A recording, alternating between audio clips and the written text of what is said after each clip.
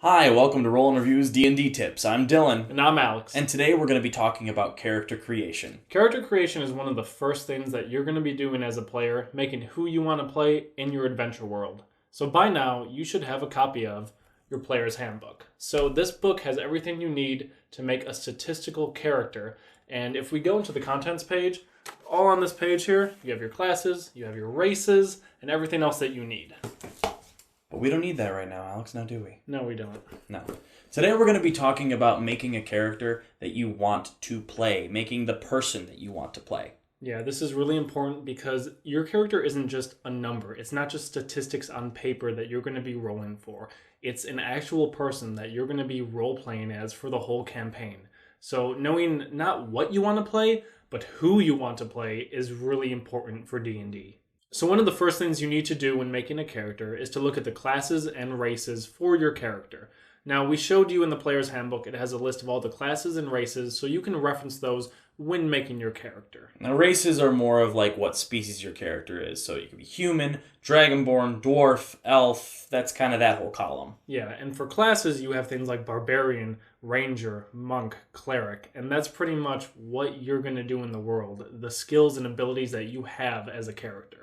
When I start creating a new character, I like to look at the class first, because it gives me a little insight into how the character is going to perhaps interact, what skill set it has, and very importantly, how it's going to kill things. Yeah, you have to really understand how your character and the class are going to affect the battlefield. Some classes are meant to be in the front taking damage, some classes are meant to sit in the back. So it just depends on what you want to do. It's really your choice. So once I've picked my class, I like to go in picking my race, figuring out what species I want to play in conjunction with my class. Some classes and races work really well together, like Elven Rangers or Half-Orc Barbarians. But what's really fun too is to pick a race that does not match the class. Yeah. I can't tell you how fun it is to have gnome barbarians or half-orc mages. It's really the funnest thing ever because you see this little gnome coming up in full plate armor and you're like, is that a child? Does he do damage? And then he sits there and outclasses most of the other ones. It's great. It's fun. It's very good. So don't be constricted by these class race figurations. Just go wild.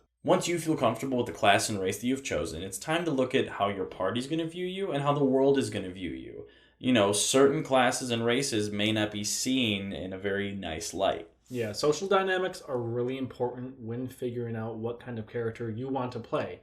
For example, if you pick an elf, the world around you might see you as old, wise, maybe even someone who knows the forest and nature well. Or if you pick a drow, they might see you as evil or dark or someone who doesn't connect well with the world, and they're going to treat you differently based on those factors. On the flip side of that, you could pick an elf and go into a dwarven kingdom, at which point the dwarves might not really take heed to your character, or a half-orc into a human kingdom. It might be seen as a kind of monster or monstrosity.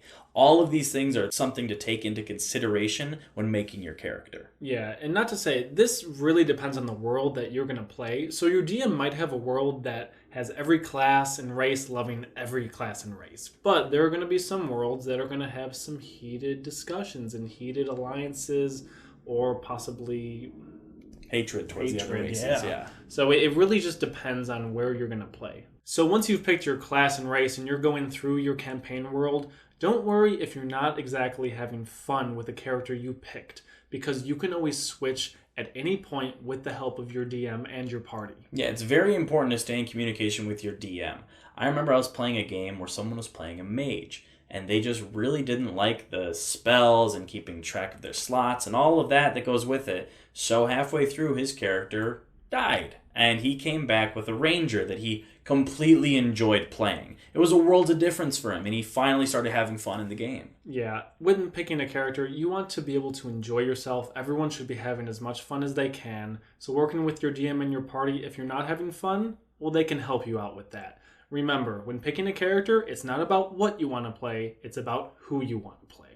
All right, thank you for watching. We really hope that this helps you out. And stay tuned because we're going to have another video more on the statistics of characters and how to kind of min-max maybe a little bit, but also still have fun with it. Yeah, we'll be back next week with another video. See you then.